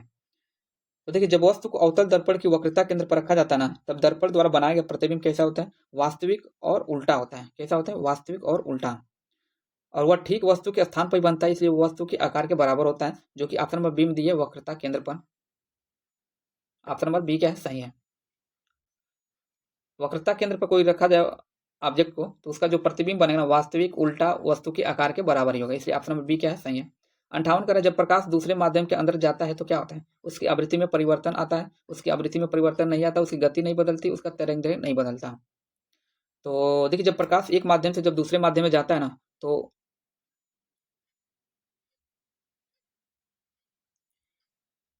यहाँ कह रहा है जब प्रकाश एक, मतलब एक माध्यम से दूसरे माध्यम के अंदर जाता है तो क्या होता है कि उसकी गति और तरंगदैर्घ्य बदल सकते हैं। उसकी अब मतलब उसकी गति और क्या होता है, तरंगदैर्घ्य क्या होता है? बदल जाता है। पूछा है कि जब प्रकाश दूसरे माध्यम में अंदर जाता है तो उसकी आवृत्ति में परिवर्तन नहीं होता है। क्या होता है? इसका जो सही आंसर हो जाएगा ना, ऑप्शन नंबर बी, उसकी आवृत्ति में कोई परिवर्तन नहीं होता है। देखिए, कह रहा है कि जब प्रकाश एक माध्यम से दूसरे माध्यम में जाता है तो उसकी गति और तरंगदैर्घ्य क्या होती है? बदल जाती है। उसकी गति भी, मतलब गति बदल जाती है, तरंगदैर्घ्य बदल जाती है, और उसकी आवृत्ति में परिवर्तन नहीं होता। एम दिया है, तो ये भी गलत हो जाएगा, ऑप्शन नंबर बी क्या है? सही है। 59 कह रहे कौन सा घटक सबस्टेशन को उन क्षेत्रों से जोड़ता है जहां बिजली की वितरित की जाती है? ए कह रहा है फीडर, वितरक, पावर प्लांट या उपयुक्त में से एक से अधिक। तो देखिए फीडर क्या है ना, एक सब स्टेशन को क्षेत्रों से जोड़ता है जहां बिजली की आपूर्ति होती है और यह उच्च वोल्टेज के साथ बिजली भेजता है और इसे वितरकों के माध्यम से कई उपभोक्ताओं में वितरित करता है। तो इसका जो सही आंसर हो जाएगा ऑप्शन नंबर ए क्या है, सही है। उसके बाद कह रहा है किसी द्रव का दूसरे द्रव में फैलाव के लिए कौन सा शब्द प्रयोग करते हैं, जेल, एरोसोल या पायसन। तो इसका जो आंसर है देखिए किसी द्रव का दूसरे द्रव में फैलाव के लिए पायसन शब्द का प्रयोग किया जाता है। किसका, पायसन, अर्थात ऑप्शन नंबर सी क्या है, सही है। और पायसन शब्द का इस्तेमाल किया जाता है और इसे इमल्सन भी कहा जाता है। इसी को एक शब्द और बोलते हैं, एग्जाम में कभी उसका नाम भी दे दे तो इसको भी देखना बहुत जरूरी है। इसी को हम लोग क्या कहते हैं, इमल्सन। इसी को इमल्सन भी कहा जाता है और इसमें द्रव दूसरे द्रव में छोटी छोटी बूंदों के रूप में फैला होता है। इसे ऑप्शन नंबर सी क्या है, सही है। अगला है 61, निम्नलिखित में से कौन सा नाइट्रोजन के सही इलेक्ट्रॉनिक विन्यास को दर्शाता है, 287, 285 या 25। तो देखिए नाइट्रोजन का जो परमाणु क्रमांक होता है ना, ये क्या होता है आपका, आप सभी लोगों को पता होगा, एक बार देख लीजिएगा। इसका जो परमाणु क्रमांक होता है कितना होता है, 7 होता है। कितना, 7 होता है। और इसका अर्थ है कि इसमें 7 इलेक्ट्रॉन होते हैं और जो परमाणु क्रमांक 7 है तो इसमें 7 इलेक्ट्रॉन होते हैं। और इलेक्ट्रॉनिक विन्यासानुसार के देखा जाए, सॉरी, इलेक्ट्रॉनिक विन्यास के नियमानुसार देखा जाए ना, तो पहले कोष जो होता है जिसे हम लोग के कोष कहते हैं, इसमें अधिकतम कितना इलेक्ट्रॉन आता है, 2 इलेक्ट्रॉन आते हैं। और दूसरा कोष जो एल होता है इसमें कितने आते हैं, 5 इलेक्ट्रॉन आते हैं। और अंतर में देखा जाए तो नाइट्रोजन का सही विन्यास होगा ना, ये तो देखा जाए 2 और 5 ही होगा, क्योंकि परमाणु क्रमांक इसका 7 ही है और 7 है तो 7 इलेक्ट्रॉन भी होंगे। तो पहले कक्षा में 2, तीसरे दूसरे में क्या है, 5 है। तो इसलिए ऑप्शन नंबर सी क्या है, सही है। अगला प्रश्न है 62, कह रहा है कि क्षार अम्ल के साथ क्रिया करके जब अम्ल को पूर्ण उदासीन करके लवण बनाता है तो निम्नलिखित में से क्या करता है, लाल लिटमस को लाल ही रखता है, नीले लिटमस को लाल बनाता है, लाल लिटमस को नीले रंग में परिवर्तित, या नीले लिटमस को नीला ही रखता है। तो देखिए जो ये प्रश्न है कौन सा है, 62 है ना। हाँ, जब क्षार अम्ल के साथ क्रिया करता है तो वो अम्ल को उदासीन कर देता है और इस प्रक्रिया में लवण और जल बनते हैं और ये उदासीनीकृत अभिक्रिया है। तो इसका जो सही आंसर हो जाएगा ऑप्शन नंबर सी, लाल लिटमस को नीले रंग में परिवर्तित कर देता है। तो ऑप्शन नंबर सी क्या है, सही है। उसके बाद कह रहा है 43, कह रहा है कि फोटोग्राफ के प्लेटों को काले कागज से क्यों ढकते हैं। तो इसका ए कह रहा है कि प्लेट पर फैला सिल्वर ब्रोमाइड प्रकाश की गति अत्यंत संवेदनशील होता है और इसे काला कागज प्रकाश से इसके संपर्क को रोकता है। बी कह रहा है प्लेट का सेलुलोस एसीटेट इससे नवीन बना रहता है, सूर्य का प्रकाश काले कागज के द्वारा सुगमतापूर्व अधिशोषित हो जाता है और एक फिल्म को तैयार करने में सहयोगी होता है। सिल्वर ब्रोमाइड को धात्विक सिल्वर में बदलने के लिए सहायक होने के लिए। ये भी कथन थे कि बी सी डी तीनों कथन क्या गलत है। कह रहा है कि प्लेट पर फैला सिल्वर ब्रोमाइड प्रकाश की गति अत्यंत संवेदनशील होती है और इस काला कागज प्रकाश से इसके संपर्क को रोकता है, इसलिए ऑप्शन नंबर ए क्या है, सही है। अगला प्रश्न है कि एक आदर्श ईंधन हुआ है जो सस्ता हो, कम प्रदूषण फैलाने वाला, उच्च ऊष्मीय का मान हो या उपयुक्त सभी। तो इसका जो सही आंसर हो जाएगा, देखिए एक आदर्श ईंधन में ना कई अवांछनीय गुण होना चाहिए, जैसे कि ये सस्ता होना चाहिए और सस्ता होगा तभी ये सुलभ होगा और ये कम प्रदूषण फैलाए, जो कि ऑप्शन ए में बी में दिया है। सस्ता हो, कम प्रदूषण फैलाए और इसका उच्च ऊष्मीय मान हो, उच्च ऊष्मीय मान जो कि सी में दिया है। और एक दो और कथन भी जोड़ा जाए ना, तो ये होता है कि आसानी से मतलब उपलब्ध हो और मतलब आसानी से उपलब्ध भी हो और सुरक्षित भी हो, इसलिए इसका सही आंसर होगा ऑप्शन नंबर डी। अगला प्रश्न है ग्रेफाइट और हीरे के बारे में निम्नलिखित में से कौन सा कथन क्या है, सत्य है। तो इसमें जो पहला कह रहा है कि उनके पास एक जैसी क्रिस्टल संरचना है, उनकी उनकी कठोरता समान है, उनकी विद्युत चालकता समान है या एक समान रासायनिक प्रतिक्रिया से गुजर सकते हैं। तो देखिए इसका जो सही आंसर हो जाएगा,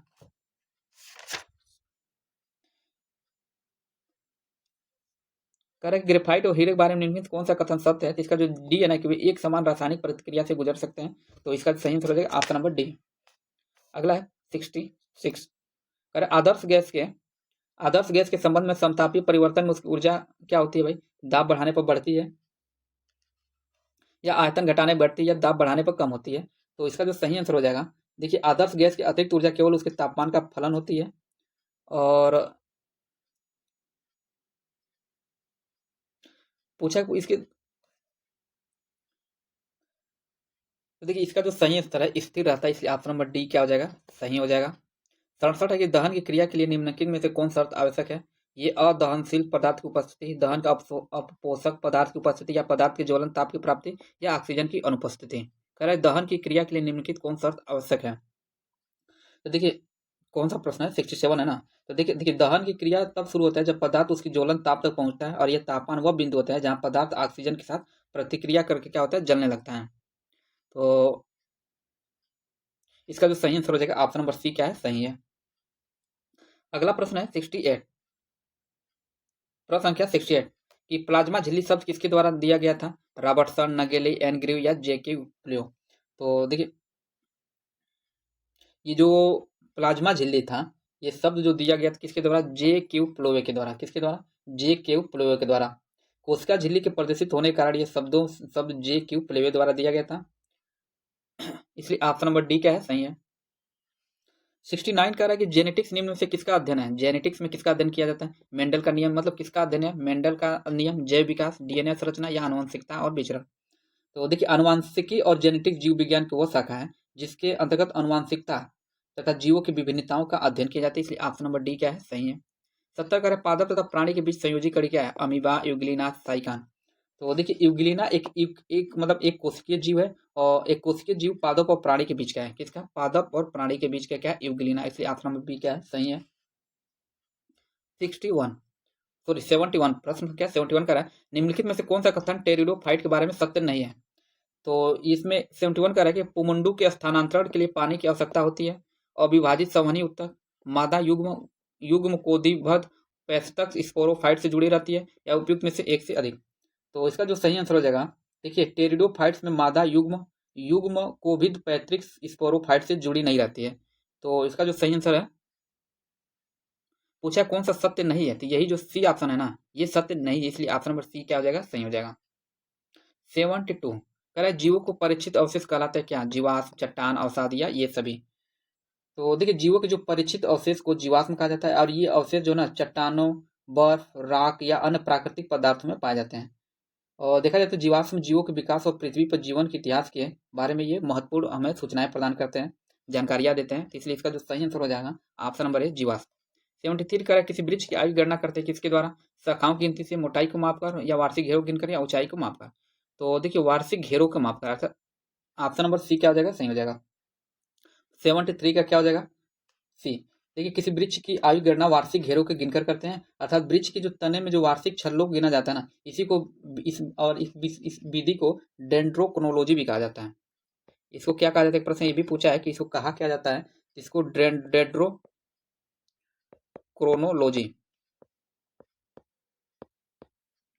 ऑप्शन नंबर सी क्या है? सही है। अगला प्रश्न कर 74 कह केंद्रीय तंत्रिका तंत्र निर्मित होता है किसके द्वारा भाई? मस्तिष्क व कपालीय तंत्रिकाओं द्वारा, मेरुरज्जु और मेरु तंत्रिकाओं द्वारा, मस्तिष्क व मेरुरज्जु द्वारा, या कपालिकी मेरु तंत्रिकाओं द्वारा।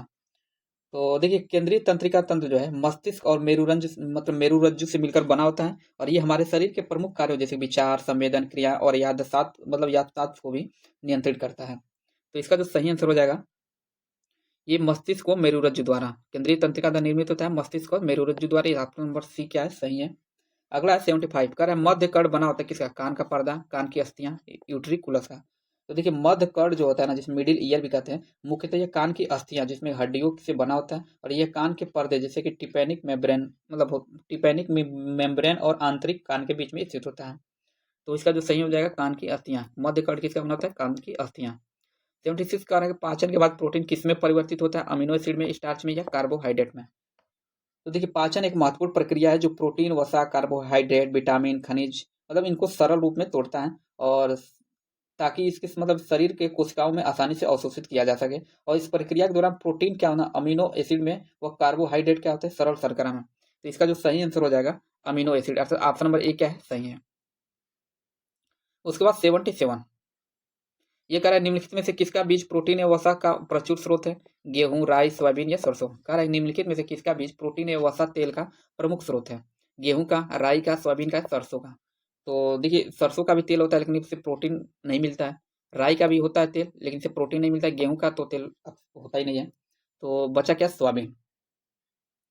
तो देखिए प्रोटीन का सबसे अच्छा स्रोत ना सोयाबीन ही है, और प्रोटीन के अन्य स्रोत जैसे कि अंडा, दूध, मछली, पिस्ता, अमरूद इत्यादि मतलब जो भी बहुत कुछ है। तो खैर इसका जो सही आंसर हो जाएगा ऑप्शन नंबर सी क्या है? सही है।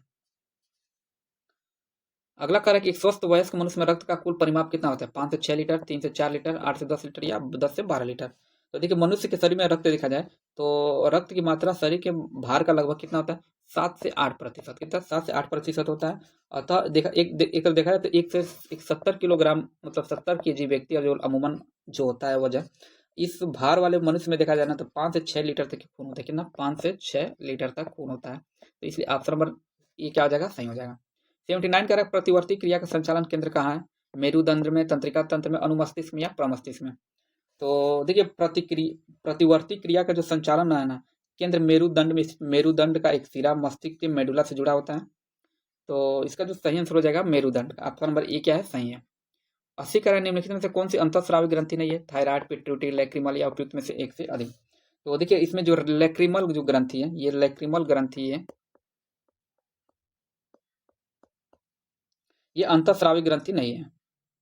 और ये जो लैक्रिमल ग्रंथि यानी प्रश्न पूछता है कि आंसू उत्पादन के लिए कौन सी ग्रंथि जिम्मेदार होती है, तो आंसू के उत्पादन के लिए यही जो लैक्रिमल ग्रंथि है यही जिम्मेदार होती है। इसलिए ऑप्शन नंबर सी क्या है? सही है। अगला प्रश्न करा 81 कि इलेक्ट्रोएंसोफेलोग्राम अर्थात ईईजी निम्न से किसकी निगरानी के लिए उपयोग किया होता है? हृदय, यकृत, अग्नाशय प्रक्रिया या मस्तिष्क? तो आप सभी लोग को पता होगा कि इलेक्ट्रोएंसेफेलोग्राम जो ईईजी का एक चिकित्सकीय उपकरण होता है और ये मस्तिष्क में विद्युत संवेगों को क्या करता है? रिकॉर्ड करता है और मस्तिष्क में उपस्थित कोशिकाओं जैसे कि विद्युत आवेगों के माध्यम से जुड़े एक दूसरे के साथ संवाद करती हैं। तो देखिए ईईजी का उपयोग है, इसके माध्यम से एक तरह से देखा जाए तो मिर्गी की भी पहचान की जाती है, क्योंकि मस्तिष्क के जो भी संवेदनाएं होती है उसको ये पहचानता है। इसलिए ऑप्शन नंबर डी क्या है? सही है। 82 का डायबिटीज मेलाइटिस जिसकी किसकी कमी से होता है? इंसुलिन, एडीएच या रुधिर में शर्करा, उपयुक्त में से एक से अधिक किसकी कमी से होता है? तो देखिए मधुमेह रोग का सीधा संबंध किससे? अग्नाशय अंग से। और अग्नाशय अंग की बीटा कोशिका जब इंसुलिन नामक हार्मोन बनाती है जो कि रक्त शर्करा ग्लूकोज के स्तर को नियंत्रित करता है, और जब अग्नाशय पर्याप्त इंसुलिन नहीं बना पाता है या शरीर इसके सही उपयोग नहीं कर पाता है तो शर्करा कोशिकाओं में नहीं जाता है। तो इसका जो सीधा संबंध हो जाएगा डायबिटीज किससे संबंधित है? इंसुलिन से। इसलिए ऑप्शन नंबर ए क्या है? सही है। 83 कह रहा है निम्न में से कौन सा वृक्ष तेजी से बढ़ता है? सागवान, साल, यूकेलिप्टस या बरगद? तो देखिए यूकेलिप्टस ये सबसे तेजी से बढ़ने वाला वृक्ष है। क्या है? ये सबसे तेजी से वृक्ष बढ़ने वाला है, लेकिन इसको पर्यावरण का दुश्मन भी माना जाता है। क्या? पर्यावरण का इसको दुश्मन भी माना जाता है। कारण क्या है? कि कारण यह है कि ये बहुत ज्यादा पानी सोखता है। ठीक है, तो इसलिए ऑप्शन नंबर सी क्या आ जाएगा? सही हो जाएगा। 84 प्रश्न का रहेगा प्रकाश संश्लेषण के दौरान ऑक्सीजन किस कारण विमोचित होती है? कार्बोहाइड्रेट का जल अपघटन, जल का प्रकाश अपघटन, CO2 की कमी, क्लोरोफिल का टूट जाना? तो देखिए प्रकाश संश्लेषण के दौरान पौधे प्रकाश ऊर्जा का उपयोग करके H2O अणुओं को तोड़ते हैं और इस प्रक्रिया को जल का प्रकाश अपघटन कहते हैं। तो इसका जो सही आंसर हो जाएगा जल का प्रकाश अपघटन, अर्थात ऑप्शन नंबर बी क्या है? सही है। अगला करें महिलाओं में गर्भ निरोधक गोली क्या है? तो ये ओव्यूलेशन रोकती है, इम्प्लांटेशन रोकती है, स्पर्म के गर्भाशय में प्रवेश को रोकती है या उपयुक्त में से एक से अधिक? तो देखिए गर्भ निरोधक गोली एक से अधिक तरीकों में काम करती है और इसका सबसे मुख्य काम क्या होता है ना कि अंडाशय में से अंडाशय से जो हर महीने निकलने वाले जो अंडे होते हैं जिससे ओव्यूलेशन को मतलब एक तरह से कहा जाए तो ओव्यूलेशन को क्या करता है? ये रोकता है। और इसके अलावा यह गर्भाशय जो ग्रीवा पर मौजूद जो बलगम को गाढ़ा कर देते हैं जिससे शुक्राणु गर्भाशय में प्रवेश नहीं कर पाते हैं, और यह गर्भाशय की अंदरूनी परत को भी बदल देती है और इससे निषेचित अंडे का जुड़ना एक तरह से कहा जाए तो इम्प्लांटेशन क्या हो जाता है? मुश्किल हो जाता है। तो इसका जो सही आंसर हो जाएगा मतलब ये कहा जाता है इम्प्लांटेशन को रोकती है, इसलिए ऑप्शन नंबर बी क्या हो जाएगा? सही हो जाएगा। अच्छा ये अच्छा ओव्यूलेशन रोकती है, इम्प्लांटेशन रोकती है, स्पर्म के गर्भाशय में अच्छा ये तीनों तीनों ए बी सी, अच्छा ये तीनों ऑप्शन सही है, इसलिए उपयुक्त में से एक से अधिक क्या हो जाएगा? सही हो जाएगा। अगला प्रश्न क्या है कि भारतीय ब्रायोफाइटा विज्ञान के जनक कौन है? AR Kashyap, Birbal Sahni, OP anchor या JC बोस? तो देखिए प्रोफेसर शिवराम कश्यप, शिवराम कश्यप जिसको हम लोग SR, इनका पूरा नाम क्या है? शिवराम कश्यप, सॉरी, और शिवराम कश्यप तो लिखा ही है और इन्हीं को भारतीय ब्रायोफाइटा विज्ञान का जनक कहा जाता है। तो इसलिए ऑप्शन नंबर ए क्या है? सही है। अगला प्रश्न क्या है कॉलीफॉर्म क्या है? जीवाणुओं का समूह, विषाणुओं का समूह, सूक्ष्मजीवों का समूह या रोगों का समूह? तो देखिए कॉलीफॉर्म जो है ना ये जीवाणुओं का एक समूह है। क्या है? जीवाणुओं का समूह है, ऑप्शन नंबर एक क्या है? सही है। और ये जीवाणुओं का समूह है जो पर्यावरण में विशेष रूप से मिट्टी, पानी और मनुष्यों तथा जानवरों के आंतों में व्यापक रूप से पाया जाता है। तो इसलिए ऑप्शन नंबर ए क्या है? सही है। 88 कह रहा है क्यूएस सर्वेक्षण छात्र शहर रैंकिंग 2026 के अनुसार छात्रों के लिए दुनिया का सबसे किफायती शहर कौन सा है? मुंबई है, टोक्यो है, बर्लिन है, दिल्ली है? तो इसका जो सही आंसर हो जाएगा देखिए क्यूएस द्वारा जारी सर्वश्रेष्ठ छात्र शहर रैंकिंग 2026 में दिल्ली को विश्व स्तर पर, किसको? दिल्ली को, ऑप्शन नंबर डी को मतलब सबसे किफायती शहर का दर्जा दिया गया है, इसलिए ऑप्शन नंबर डी क्या है? सही है। अगला प्रश्न है 89 कह रहा है कि हाल ही में किसे भारतीय रिजर्व बैंक अर्थात RBI के केंद्रीय निवेशक मंडल के निदेशक रूप में नामित किया गया? उत्पल कुमार सिंह, शशिकांत दास, निर्मला सीतारमण या अनुराधा ठाकुर? तो 89 का है कि एक मतलब मतलब एक महत्वपूर्ण नियुक्ति के तहत देखा जाए तो अनुराधा ठाकुर को भारतीय रिजर्व बैंक के केंद्रीय निदेशक मंडल के निदेशक के रूप में नामित किया गया, इसलिए ऑप्शन नंबर डी क्या हो जाएगा, सही हो जाएगा।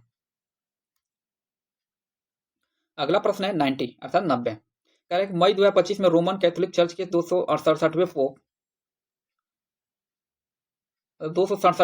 के रूप में किसे चुना गया, जो संयुक्त राज्य अमेरिका से चुने जाने वाले पहले पोप बने हैं। तो ये कौन थे भाई, ये थे आपके कार्डियल रॉबर्ट फ्रांसिस प्रेवोस्ट, अर्थात option number C, cardinal Robert Francis Prevost, जो कि अमेरिका से थे। ऑप्शन नंबर सी क्या है, सही है। 91 प्रश्न कह रहा है कि 15 मई 2025 को हेवलेट पैकार्ड एंटरप्राइज ने भारत के लिए सीनियर वाइस प्रेसिडेंट और मैनेजिंग डायरेक्टर के रूप में किसे नियुक्त किया है, सोम सत्संगी, अश्वनी वैष्णव, भावना अग्रवाल या हेइको मेयर। तो इसका जो सही आंसर हो जाएगा, देखिए हेवलेट पैकार्ड एंटरप्राइजेज ने 15 मई 2025 को भवन अग्रवाल को किसको, सॉरी भावना अग्रवाल को, क्या है, भावना अग्रवाल को भारत के लिए सीनियर वाइस प्रेसिडेंट और मैनेजिंग डायरेक्टर अर्थात एमडी के रूप में नियुक्त किया, इसलिए ऑप्शन नंबर सी क्या है, सही है। अगला प्रश्न है 92, ये 92, ये कह रहा है कि इजराइल ने 13 जुलाई 2025 को अपने किस सबसे उन्नत संचार उपग्रह को अंतरिक्ष में प्रक्षेपित किया, ओफेक 16, ओमोस 17, ड्रोर 1 या टेक्सान। तो इजराइल अपने सबसे उन्नत संचार उपग्रह देखा जाए तो ड्रोर 1 को, मतलब ड्रोर 1 का सफल परीक्षण किया और यह उपग्रह इजराइल एरोस्पेस इंडस्ट्री द्वारा बनाया गया था, इसलिए ऑप्शन नंबर सी क्या है, सही है। उसके बाद करें 93 कि 17 जुलाई 2025 में एनपीसीआई अर्थात इंटरनेशनल ने किस देश के साथ यूपीआई पे नाउ सेवा का विस्तार किया और जिससे अब 13 नए भारतीय बैंक शामिल हुए। तो ये कहाँ पे हुआ, ये हुआ था आपका संयुक्त राज्य अमेरिका, अमीरात, सिंगापुर या मॉरिशस या फ्रांस। तो देखिए NPCI national international payment limited जिसे एनआईपीएल ने 17 जुलाई 2025 से भारत और सिंगापुर, कहाँ, भारत और सिंगापुर अर्थात ऑप्शन नंबर बी क्या हो जाएगा, सही हो जाएगा, मतलब भारत और सिंगापुर के बीच में यूपीआई पे नाउ लिंकेज का विस्तार किया। अगला प्रश्न कर रहा है कि 94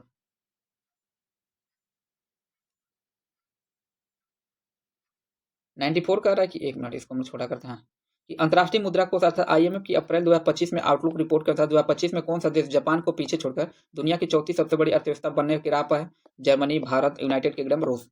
तो इसका जो सही आंसर हो जाएगा भारत ही, हालांकि अर्थव्यवस्था बनने की राह पर नहीं है, जो कि जब बना होगा पहले से देख के बनाया गया, जबकि इस समय चौथे स्थान पर भारत की अर्थव्यवस्था आ भी गई है। अगला प्रश्न है 1495, ये कह रहा है कि भारतीय सशस्त्र बलों द्वारा हाल ही में किए गए ऑपरेशन सिंदूर का मुख्य कारण क्या था।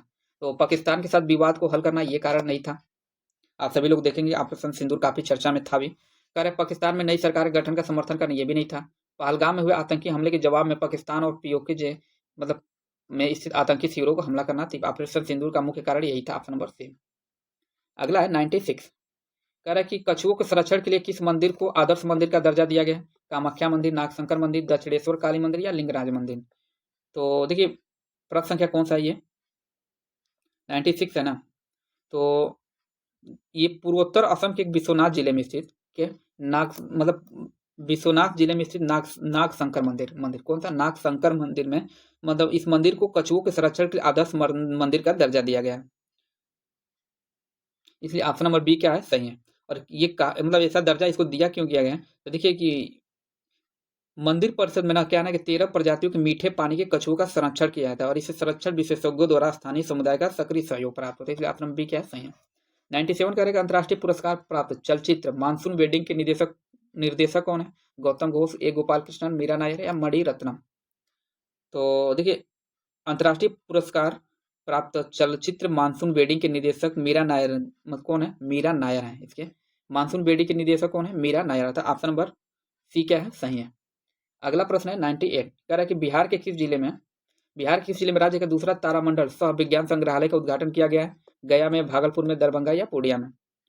तो देखिए पटना के बाद दरभंगा में बिहार के दूसरे अत्याधुनिक तारामंडल सह विज्ञान संग्रहालय का किया गया उद्घाटन किया गया, कहाँ पे, तो ये पटना के बाद देखा जाए तो दरभंगा जिले में, कहाँ पे, अर्थात ऑप्शन नंबर सी क्या हो जाएगा, सही हो जाएगा। 99 प्रश्न कह रहा है कि बिहार के किस जिले में स्थित पुरातात्विक स्थल तेल्हाड़ा के उत्खनन के तीसरे चरण को भारतीय पुरातत्व सर्वेक्षण एसआई ने मंजूरी दी। ये तेल्हाड़ा क्षेत्र है कहाँ पर भाई, नालंदा में, वैशाली, रोहतास या भागलपुर।